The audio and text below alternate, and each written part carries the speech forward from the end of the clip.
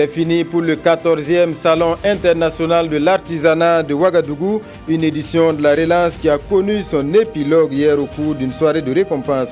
Le prix du président du Faso revient au Niger. À l'heure du bilan, les motifs de satisfaction sont nombreux. Selon les organisateurs, les détails dans un instant. Beaucoup moins gai, la dengue est là, une maladie qui suscite inquiétude et psychose. Quelle est l'ampleur de la situation et quelles sont les mesures de riposte? Le ministre de la Santé, le docteur Smaïla Ouedraogo, est notre invité. Harouna Il Boudo enjourne au terme du 29e tour du Faso avec seulement une seconde d'avance sur son concurrent français. Le cycliste burkinabé a tenu bon ce matin sur la dernière étape Korsimoro-Ouagadougou. Le film de l'étape et les grands enseignements de cette édition dans ce journal. Aux États-Unis, républicains et démocrates jettent leur dernière force dans la campagne. Nous sommes à 2 jours des élections présidentielles. Donald Trump et Hillary Clinton multiplient les meetings. Le candidat républicain évacué d'une salle en plein discours à cause de la présence supposée d'un homme armé. Voilà pour la une de ce journal. Mesdames et messieurs, bonsoir et bienvenue. Je vous le disais, c'est fini pour la 14e édition du Salon international de l'artisanat de Ouagadougou. Le dernier acte, une soirée gala hier à Ouaga 2000, une soirée de récompense pour les meilleurs stands et c'est le Niger qui remporte cette année le prix du président du Faso d'une valeur de 3 millions de francs CFA. L'épilogue d'une édition au bilan d'ensemble jugé satisfaisant. Tanga Kafando. Une soirée pour magnifier l'artisanat africain.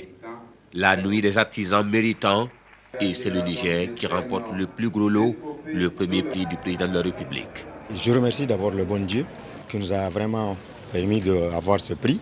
Le stand d'abord est composé des produits artisanaux, faits main et le tissage et les produits de la maroquinerie, les produits de bronze. Tout est dans le stand, ceux qui ont pu visiter le stand. Cette soirée était également l'occasion de tirer un bilan de cette édition de SIAO avant la clôture. Nous avons reçu près de 2800 exposants et les journalistes qui sont venus à travers le monde, on a accrédité 744 badges pour ces journalistes. Il y a aussi eu 310 visiteurs et acheteurs professionnels. Donc c'est pour dire que les visiteurs autour de 250 000, c'est un chiffre important et nous nous en réjouissons. Bilan satisfaisant. Côté participation, et mention spéciale a été faite aux forces de l'ordre et de sécurité qui ont relevé le défi dans un contexte sécuritaire particulier. Les visiteurs, les exposants, effectivement, étaient en sécurité totale et je crois que c'était à leur bonheur. Et notre souhait, effectivement, c'était que cette édition se tienne sans qu'il n'y ait de heurts. Et c'est ce qui s'est passé. La même mention a été faite au Ghana, pays invité d'honneur qui n'a pas fait de la figuration. Rendez-vous a été donné aux artisans du 26 octobre au 4 novembre 2018 pour la 15e édition. Voilà pour ce qui est de l'officiel, mais si vous avez fait un tour au SIAO, vous l'avez certainement remarqué, ces étals spontanés qui se sont développés tout autour du site, un marché parallèle de produits de tout type, l'initiative de quelques vendeurs qui profitent également de l'opportunité du salon pour faire de bonnes affaires, même si cela relève de la concurrence déloyale, voire illégale. Constat Paul-David Bambara, Oumar Zombré. Au Salon international de l'artisanat de Ouagadougou, SIAO, il y a les exposants officiels, c'est-à-dire ceux qu'on attendait à cette fête, mais il y a aussi ceux-là qu'on n'attendait pas forcément, mais qui se sont eux-mêmes invités. Tinto Amidou fait partie de ce groupe de marchands et artisans qui ont flairé la bonne occasion dès les premières heures de ce SIAO 2016. On est ici à l'occasion du SIAO. En tout cas, on ne se plaint pas, mais dès jours là, il n'y a pas marché pour le moment. En tout cas, on est ici jusqu'à 22h, 23h souvent, mais il n'y a pas marché. C'est rare. Nous aussi, on attend les derniers jours pour voir. D'ici demain, peut-être ça va changer. Comme il y a chaud, on a dit qu'on va venir voir ça là, si ça va marcher un peu. Bon, marché là, Bon, ça n'a pas marché beaucoup, c'est un peu. À la question de savoir pourquoi ils sont tous dehors au lieu d'être dans l'enceinte du CIAO avec les autres exposants, ces commerçants semblent avoir le même refrain. On n'a pas de moyens pour prendre les stands, c'est pour ça qu'on est dehors aussi pour essayer de vendre. Bon, les hangars sont un peu serres, les conditions aussi c'est pas facile. Pour avoir un hangar là même, c'est pas facile. Donc c'est pour ça qu'on a préféré de rester ici pour se débrouiller un peu. Vendeurs pour certains et revendeurs pour d'autres, les abords du CIAO sont devenus un véritable marché parallèle. On y trouve des jouets pour enfants, des pagnes ou encore des tickets d'entrée. Un commerce pas forcément apprécié, donnant souvent lieu à des interventions de la police. En vrai dire, cette année-là, en tout cas, il n'y a pas de clients comme cela. Le marché, ça ne va pas. En plus, les policiers là, nous dérangent beaucoup. On nous dérange. Ils viennent nous chasser. Souvent on ramasse, souvent on laisse. Ça nous dérange un peu, mais ça va. C'est son travail. Ils ont raison, nous aussi, nous on a mangé. C'est un peu. En tout cas, ces commerçants savent qu'ils font de la concurrence déloyale à ceux qui tiennent des stands officiels. Même s'ils trouvent le marché lent à leur niveau, ils tiennent néanmoins à rester jusqu'à la fin du CIAO, histoire d'avoir leur part du gâteau, aussi petite soit-elle. La page santé de ce journal à présent avec cette maladie qui suscite bien des inquiétudes actuellement au Burkina Faso. Il s'agit bien sûr de la dengue. La maladie est bien là et pour en parler, je reçois comme annoncé le docteur Smaïla Ouedraogo, ministre de la Santé. Bonsoir Monsieur le ministre. Bonsoir Monsieur Ouedraogo. Alors il y a quelques jours de cela, nous recevions déjà le directeur de la lutte contre la maladie qui annonçait donc l'installation de cette maladie, surtout à Ouagadougou. Alors aujourd'hui, Monsieur le ministre, quelle est l'ampleur de la situation? Est-ce qu'on peut parler d'épidémie? Merci Monsieur Ouedraogo. Je pense que vous nous donnez l'opportunité, ce qu'a déjà fait le directeur de la lutte contre la maladie et tous les services compétents en la matière, de donner des clarifications à nos concitoyens et surtout d'énoncer quelques principes qui conviendrait d'observer en ces périodes. Alors, donc, pour revenir sur votre question, oui, la dengue existe au Burkina Faso. Entre le 17 octobre, entre août et aujourd'hui, les données que nous avons pu collecter dans les différentes formations sanitaires font état de 645 cas de dengue testés positifs. Sur ces 645 cas, il y a eu 7 personnes malheureusement qui en sont décédées.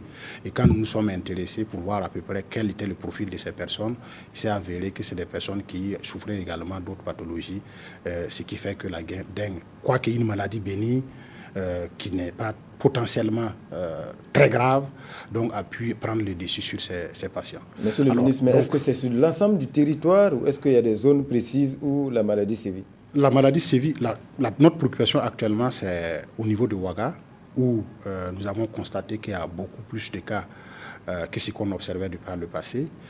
Sinon, à Bobo, nous avons diagnostiqué 10 cas. Et à Dori, il nous est revenu qu'il y a également 12 cas, donc positifs au test de diagnostic rapide. Mais dans l'ensemble, ces tests de diagnostic rapide, nous avons convoyé 10 prélèvements donc, au niveau du centre Mirage pour qu'on puisse faire le diagnostic définitif, final si on peut l'appeler ainsi. Et ce diagnostic a révélé un patient sur 10, ce qui on a pu mettre en place, en exergue donc, le virus.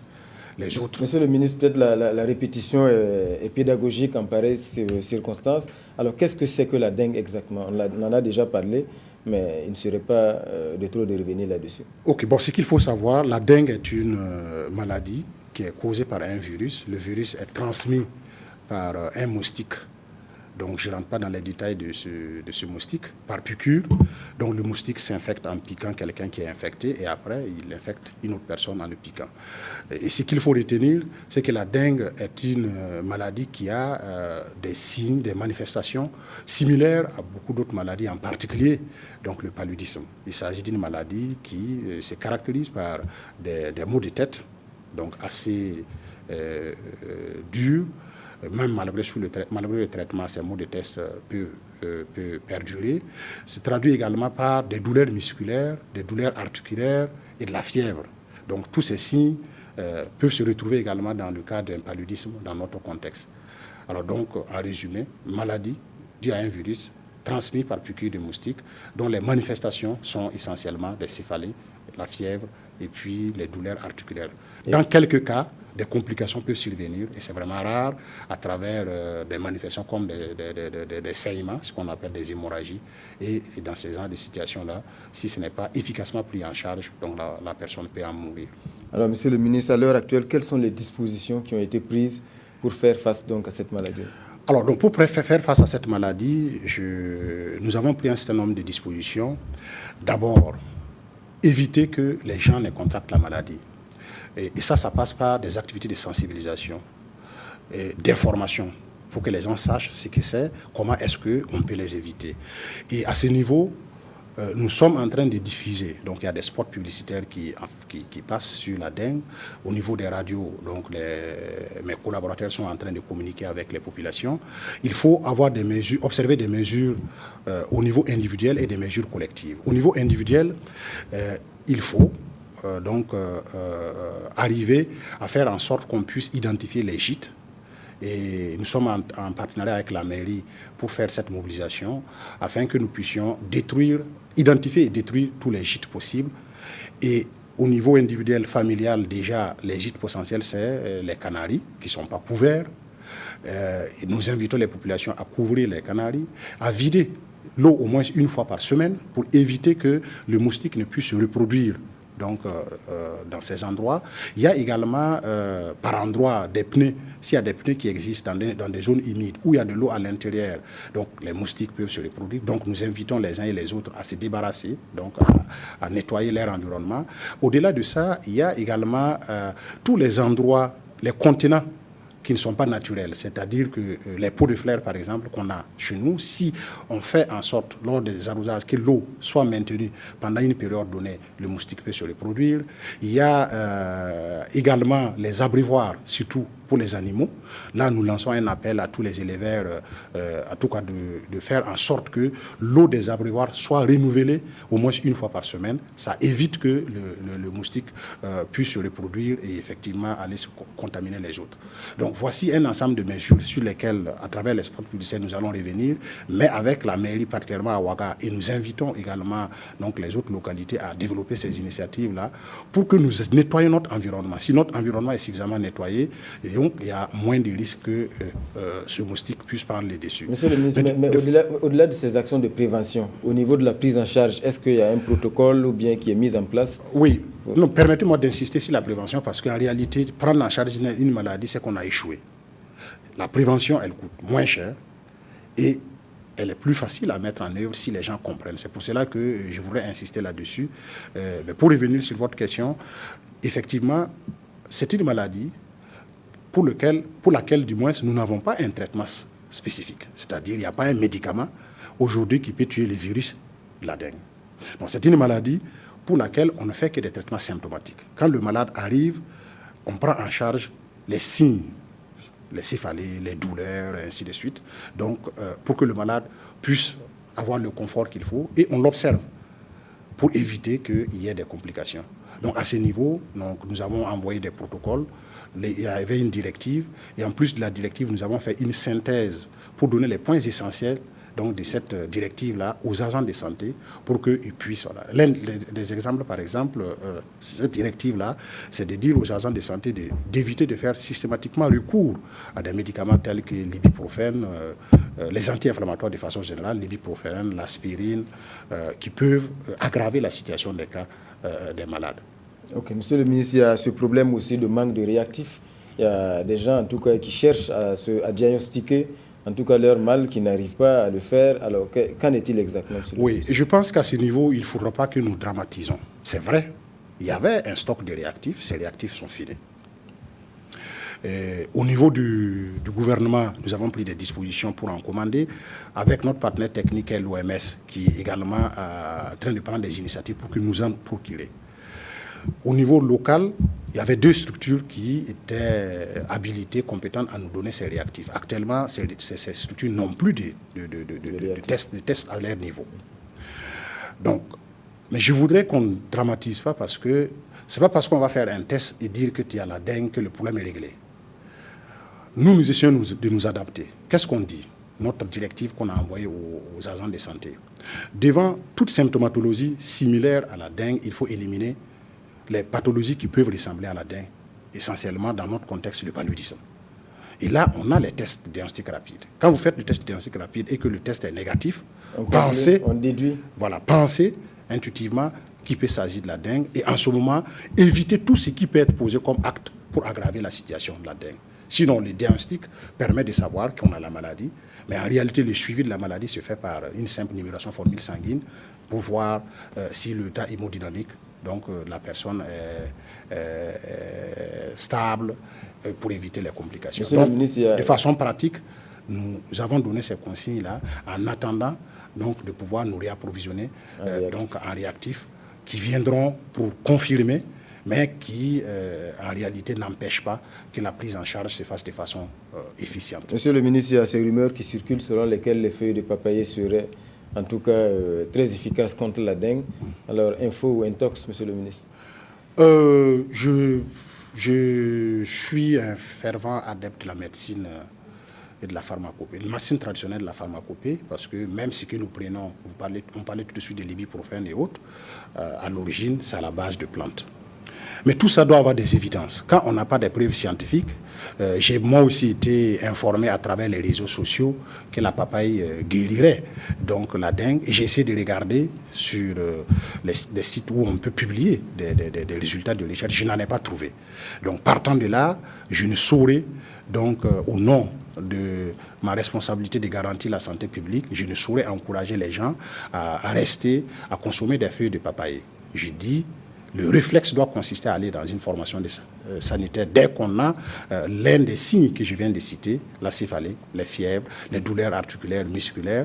Et une fois au niveau de la formation sanitaire, les conseils vous seront donnés et la prise en charge sera faite de façon efficiente. Monsieur le ministre, au-delà de la dengue, il faut dire que nous sommes en période de transition climatique. L'harmattan et le froid qui s'installent progressivement et tout le monde le ressent. Poussière et sécheresse de l'air mettent les organismes à rude épreuve et sont propices au développement de certaines pathologies. Comment les populations vivent-elles cette période? Suivons ce reportage réalisé à Ouagadougou par Konson Koulibaly et Maï Traoré. Ouagadougou, enveloppé dans une suspension poussiéreuse. L'harmattan commence à souffler sur la capitale. À certains endroits, les usagers de la route sont contraints de braver des nuages de poussière qui s'élèvent à chaque passage du vent, d'un tourbillon ou tout simplement d'un véhicule. L'harmattan s'installe progressivement avec son lot de maladies, surtout respiratoires. Il y a trop de poussière et de vent. Un vent sec et agressif, dangereux pour notre santé. La poussière qu'on consomme là, c'est dangereux. Je suis enrhumé et j'ai la toux. Et ça m'amène où? Certains Ouagalais anticipent en se protégeant avec leurs moyens de bord. Il y a vraiment trop de poussière. Voilà pourquoi je me suis bien protégée. Pour éviter les maladies telles que le rhume et l'angine et autres. Les autres mesures qu'on prend, c'était les anciennes mesures que nous utilisons dans les familles. C'est le beurre du karité et puis les petits pommages que nous utilisons pour bérer nos narines pour pouvoir respirer. Même ceux qui ne se sont pas protégés sont conscients des risques qu'ils courent en respirant cette fine poussière. Pour le moment, on n'a pas prévu quelque chose, mais il faut prévoir quelque chose en tout cas. Il y a les cassinets qu'il faut prévoir aussi. Beurre de karité, en tout cas, c'est meilleur. Ça protège beaucoup. Tous les moyens sont bons pour se prémunir des maladies et d'autres, à l'image de cette mère de famille, disent arroser quotidiennement la devanture de leurs concessions et les alentours de leur lieu de travail. Alors, docteur Smaïla Ouedraogo, on l'a vu, donc le froid et l'harmattan qui sont en train de s'installer. Alors, quel est le bon réflexe à adopter pour rester, disons, loin du docteur? Merci. Avant de revenir sur votre question, je pense qu'on est là pour la dengue et il y a une information, en tout cas, que je voudrais porter à la connaissance des uns et des autres parce qu'on entend dire qu'il faut faire des pulvérisations, ainsi de suite. Au niveau du ministère et en collaboration avec les centres de recherche du ministère et de l'université, nous avons examiné la question. Malheureusement, nous sommes butés à des obstacles que nous essayons de relever. Les médicaments les produits disponibles pour les pulvérisations, nous avons testé un certain nombre et nous sommes dessus de l'efficacité de certaines d'entre elles. Celles qui sont efficaces également ont des limites dans leur utilisation. Et au moment où je vous parle, donc, les chercheurs du Centre Mirage et du CNRFP donc, sont en conclave pour nous faire une proposition de combinaison qui nous permette de faire ces pulvérisations-là au niveau spatial. C'est donc se fait au niveau spatial, mais en attendant, dans les formations sanitaires telles que l'hôpital Yaлагado et les CMA de Ouagadougou, nous allons procéder dès mardi à des pulvérisations au niveau donc, des salles d'hospitalisation, parce que là, on a des produits qui marchent efficacement. Alors, pour revenir sur votre question, je pense que nous avons des citoyens bien avisés. Tout a été dit à travers la présentation qui a été, le reportage qui a été fait. Nous sommes en période d'harmattan, donc il y a la poussière. Et la poussière, synonyme d'infection respiratoire, quelqu'un a parlé de rhume, et ainsi de suite. Et je pense que les conseils qu'ils vont donner, je n'ai pas d'autres conseils que ça. Nous, au niveau du ministère, nous avons anticipé sur un problème de santé qui est la méningite. Nous sommes en campagne actuellement. Le vaccin de rattrapage. Voilà, Men Afrique-Vac, qui est un vaccin conjugué que nous sommes en train de mettre en œuvre actuellement même. Donc, pour les populations, c'est de se procéder de la poussière en utilisant des cache-nez. Mais comme certains auditeurs viennent de le dire, en humidifiant aussi les narines avec le beurre de qualité, et on augmente les chances de ne pas contracter un certain nombre de pathologies. Monsieur le ministre, je m'en voudrais de ne pas vous poser cette question. Alors, la Cour d'appel qui a tranché cette semaine sur cette question, cette affaire de la CAMEG, et qui finalement semble donc, en tout cas, donner raison aux nouvelles autorités de la CAMEG en invalidant les décisions prises par le tribunal de grande instance. Un commentaire pour finir? Je n'ai pas de commentaire spécifique. Je laisse cette question donc, à l'avocat donc, qui gère le dossier comme il se doit, et également à la nouvelle équipe, et également à l'ancienne équipe, parce que je pense que nous sommes en République et je pense que chacun saura raison garder à tirer les conséquences qui en découlent pour permettre à ce que le système de santé puisse fonctionner comme il se doit. Il n'y a pas de victoire. Moi, je ne vois pas ça comme étant une victoire parce que ça n'a jamais été un combat personnel. Pour ceux qui me connaissent, ils savent très bien que je ne suis pas dans ces chemins. Mais ceux pour lesquels je ne peux pas accepter, quelle que soit la situation, c'est une situation dans laquelle je sens que l'intérêt des populations, l'intérêt de ceux qui ont fait de nous ce que nous sommes n'est pas pris en compte. Donc à ce niveau-là, vous m'excuserez, je ne vais pas aller plus loin. Nous suivons tous avec l'immense espoir que les uns et les autres pourront tirer les conséquences nécessaires pour que nous puissions avancer au bon Merci, monsieur le ministre, d'être passé sur notre plateau. Un rappel, mesdames et messieurs, l'invité de ce 20h était le ministre Ismaïla Ouedraogo de la Santé. Il a donc été question essentiellement de la maladie de la dengue. On reste sur le dossier de l'harmattan, l'air sec, la poussière. Voici les principales caractéristiques de cette période, sans doute l'une des plus désagréables à vivre. Alors, question, d'où viennent ces vents secs chargés de poussière? L'une de nos équipes est allée à la rencontre des spécialistes du temps. C'est un reportage de Paul-David Bambara et Ismaël Diloma Sirima. La zone sahélienne connaît régulièrement un phénomène appelé l'harmattan. Des vents chargés de poussière qui soufflent entre décembre et fin mars.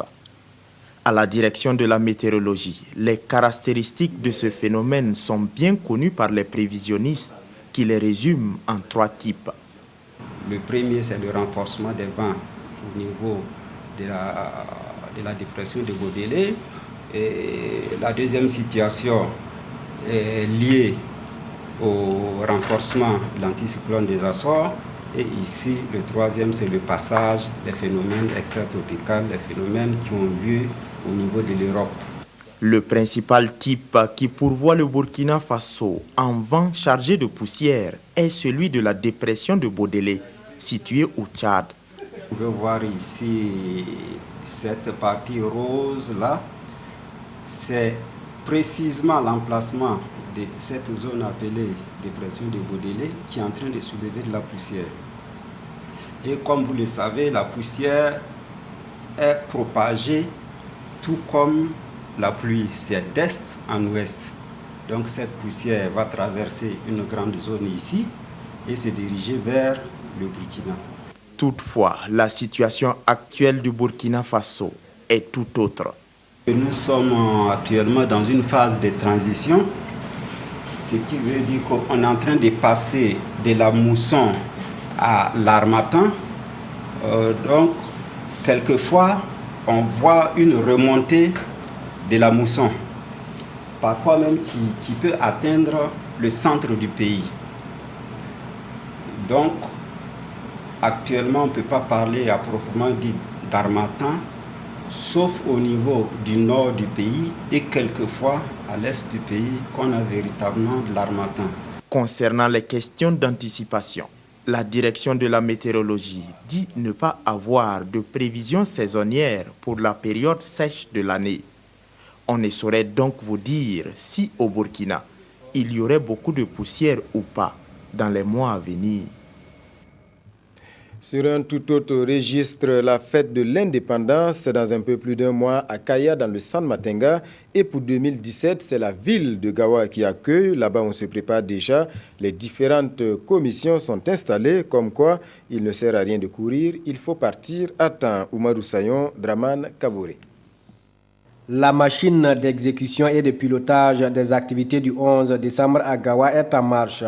À moins de 2 mois de la remise du flambeau pour permettre le démarrage des travaux et les investissements de la fête nationale à Gawa, le comité d'organisation fait déjà la mise en place des commissions et sous-commissions. Nous nous sommes rencontrés pour présenter une proposition de nomination des différents responsables à la tête des différentes commissions qui doivent conduire, réfléchir et soutenir la préparation du 11 décembre. Le projet a été présenté, il y a eu des observations et nous avons pris en compte ces observations pour nous retrouver encore dans 2 semaines pour finaliser, arrêter définitivement les différents responsables et les membres des différentes commissions. Les priorités de ces commissions et sous-commissions seront définies dans les jours à venir. Chaque commission a des tâches et des missions. Chaque commission va s'approprier les termes de référence de sa commission et se conformer donc à l'exécution des tâches et missions pour qu'au bout du compte, nous puissions réussir la mission qui est d'organiser le 11 décembre avec succès à Gabon. Coordination de mouvements et associations religieuses et coutumières, membres de la société civile, acteurs et partenaires au développement du Sud-Ouest, tous doivent se mobiliser pour la réussite des festivités du 11 décembre 2017 à Gawa, dixit le gouverneur du Sud-Ouest. Et puis, l'école nationale supérieure de Fadangourma, bientôt transformée en université polytechnique. Les chantiers engagés sont très avancés, constat fait par le ministre Filiga Michel Sawadogo. En attendant, l'école affiche fièrement son bilan. Depuis son ouverture en 2010, près d'1 millier d'étudiants ont été formés. Désiré Ilboudo, Mahamadi Ouedraogo. Embryon du pôle universitaire de l'Est, l'École nationale supérieure des ingénieurs de Fada ouvre ses portes au public burkinabé sous le thème « Formation en ingénierie, opportunités pour les stagiaires dans l'entreprise ». Objectif, mieux vulgariser et promouvoir les centres d'excellence de formation au plan régional. Du point de vue formation, le bilan est assez positif. D'abord, on n'a pas tous les moyens, mais c'est ce qui est en train de se construire et tout ça. Donc le défi, c'est d'atteindre l'excellence en tant que structure de formation. Le centre universitaire polytechnique de Fada sera transformé bientôt en université polytechnique de Fada. Il répond à la vision du président du FASO qui est à terme d'avoir des institutions universitaires dans les 13 régions du Burkina Faso. Le ministre Filiga Michel Sawadogo et sa délégation ont également visité le chantier de l'université de Fadangourma en construction. Des infrastructures composées d'un édifice de R+2 et d'un restaurant universitaire de 600 places avec un taux d'exécution presque à terme. L'entreprise a commis beaucoup de retard par rapport au délai initial. Ces difficultés même nous ont amené à résilier le contrat du premier entrepreneur. Nous avons reçu du gouvernement les moyens nécessaires actuellement pour terminer les travaux. Depuis son ouverture en 2010, l'École nationale supérieure des ingénieurs de Fada a déjà formé plus d'1 millier d'étudiants, dont 600 sur le marché de l'emploi, avec des licences ou des masters. Nous sommes en pleine semaine d'appel à l'action, appel lancé par l'ONG Save the Children. Objectif, obtenir des progrès décisifs dans la façon dont le monde traite les enfants. Il faut faire quelque chose et tout le monde est interpellé, à commencer par les autorités politiques. Urbain Benito Sommet, Yolande Lompo.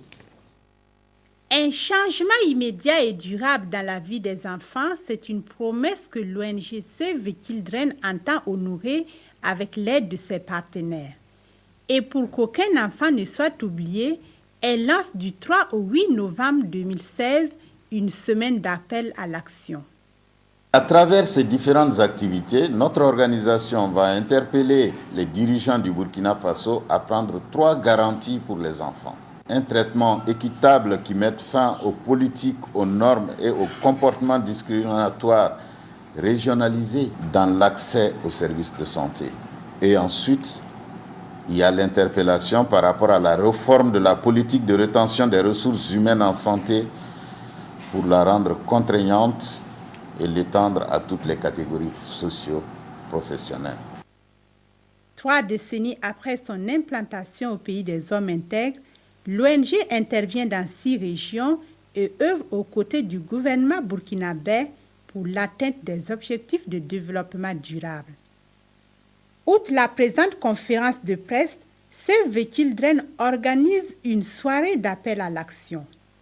Les médias sont appelés à s'engager dans la sensibilisation de l'opinion publique sur la nécessité de concevoir des politiques de santé qui touchent les enfants et les régions les plus oubliées. Un tour à présent dans les salles obscures pour découvrir le nouveau long-métrage du réalisateur français Laurent Goussou-Desboises, un président au maquis, c'est le titre du film. L'avant-première, c'était jeudi dernier, ici même à Ouagadougou. Présentation de l'œuvre avec Konsoum Koulibaly et Bouma Ernest Nebié. Mais qu'est-ce qui lui prend? C'est parce qu'on perd? Il est bizarre. Il sent un parfum de riche, il ne sait plus rien faire et il pleure en coupant des oignons. L'histoire se déroule dans un pays ouest africain. Le président, un fan de football, décide de se faire remplacer à une cérémonie diplomatique par son sosie, un gérant de maquis, afin de pouvoir suivre dans son palais la finale d'un match de football. La femme du sosie le réclame sur le champ sous peine de divorce. Situation donc oblige, le président doit se transformer en gérant de maquis pour éviter le scandale. C'est le résumé du tout premier long métrage du réalisateur Laurent Goussou-Desboises, un film intitulé « Un président dans un maquis ». L'idée de faire un président au maquis, c'est l'idée de faire des films événements, c'est-à-dire des films qui veuillent un peu dire quelque chose, même si c'est de la comédie, même si c'est du cinéma, même si c'est du suspense. Pour le français Laurent Desboises et son co-réalisateur burkinabé Hilaire Tombiano, l'idée du film est de montrer au public les difficultés qu'ont les présidents à pouvoir concilier leurs loisirs personnels et leurs responsabilités d'homme d'État. Selon nous, un président doit être à l'écoute de son peuple déjà et aller vers son peuple. Est-ce que nos chefs d'État, qui sont souvent au pouvoir ou dans des palais présidentiels depuis des décennies, est-ce qu'ils sont encore capables de vivre comme nous? Ça c'est quoi ça? C'est du faux sauté? Je sais bien que c'est du faux sauté, mais c'est pas ton faux sauté ça. Quand on nous a promis 2 billets pour un faux sauté de Madou. Le film sera projeté dans les salles de cinéma d'ici et d'ailleurs et à la prochaine édition du FESPACO. Hors de chez nous, je vous le disais, nous sommes à 48 heures du grand jour aux États-Unis. L'élection présidentielle qui de Donald Trump ou de Hillary Clinton occupera la Maison Ovale après Barack Obama. En tout cas, les 2 candidats jettent leur dernière force dans la campagne. Le candidat républicain, lui, a été évacué d'un meeting dans le Nevada à cause de la présence supposée d'un homme armé. Dimanche sport à présent avec Mahamadi Wena. Bonsoir Wena. Bonsoir Jean-Emmanuel. Alors un seul sujet d'actualité, l'arrivée finale du Tour du Faso aujourd'hui et la victoire de Haruna Ilboudo pour une poignée de secondes. Oui, le Tour du Faso 2016 a effectivement connu son vainqueur ce matin. C'était à l'issue de la 10e étape courue ce matin entre Kosimoro et Ouagadougou. Une étape longue de 110 km 700 qui a été bouclée en 2 minutes 4 secondes, soit à la vitesse moyenne de 43,672 km/h. Et on va revivre les péripéties de cette étape dans l'élément qui suit. Haruna Yilboudo portait sur lui tous les espoirs d'un pays. Un pays où le vélo est plus qu'une petite reine. Et l'étalon cycliste n'a pas failli. Il est allé au bout en remportant le 29e Tour du Faso. Je suis ravi d'avoir remporté le maillot jaune. Je remercie mes coéquipiers d'avoir protégé le maillot en respectant les consignes de l'entraîneur. Je suis fier d'eux. Merci à tous. Le départ à Kosimoro est donné au rythme du Wedbinde, une danse du terroir. C'est à 8h40 que les 65 coureurs attaquent réellement l'étape Kosimoro-Ouagadougou, long de 110 km 700. Le peloton fait son entrée à Ziaré groupé. Le premier sprint intermédiaire est remporté par Seydou Bamoro devant Nassim Saïdi et Médéric Klein.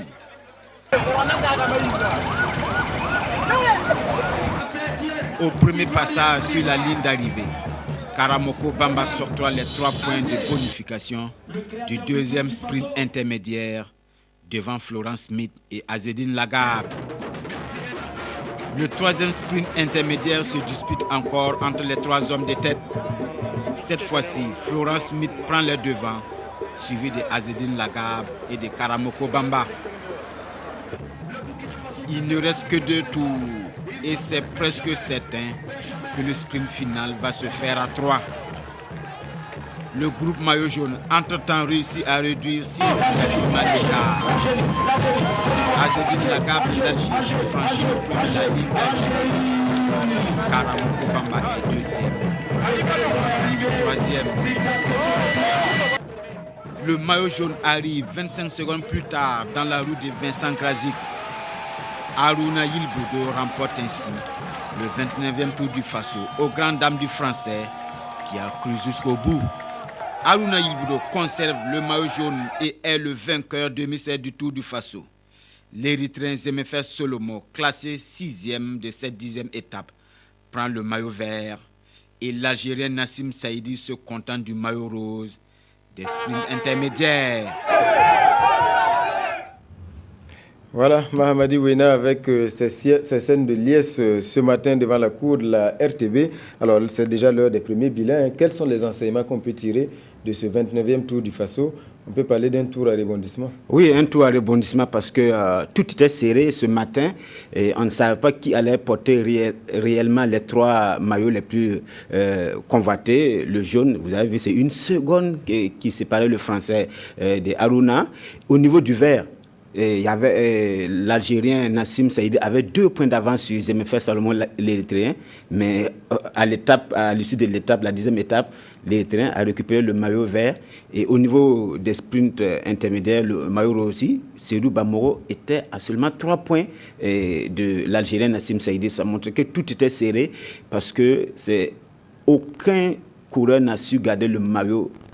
L'un des 3 maillots pendant le temps, sauf Haruna Yilboudo qui a récupéré le maillot jaune à Bobo qui l'a gardé jusqu'à la victoire finale. Alors, ce qu'on a remarqué aussi, il y a eu ces exclusions de cyclistes burkinabés. Oui, alors, est-ce que c'était quoi? C'était de l'indiscipline, de l'amateurisme ou trop de rigueur de la part, en tout cas, de celle qui était chargée Je dirais un peu du tout, parce que c'est vrai que la présidente du jury, Isabelle Fernandez, a irrité tout le monde, surtout lors de la 2e étape, quand il a exclu Abdoulaye Rwamba pour avoir communiqué avec son directeur sportif par le biais des oreillettes. Vous savez, le tour, oui, c'est pas un tour professionnel comme en France où on peut utiliser les oreillettes, c'est interdit ici. Et Amir Yamouro, le capitaine qui a voulu intervenir, a aussi été exclu et tout le monde était sur les nerfs.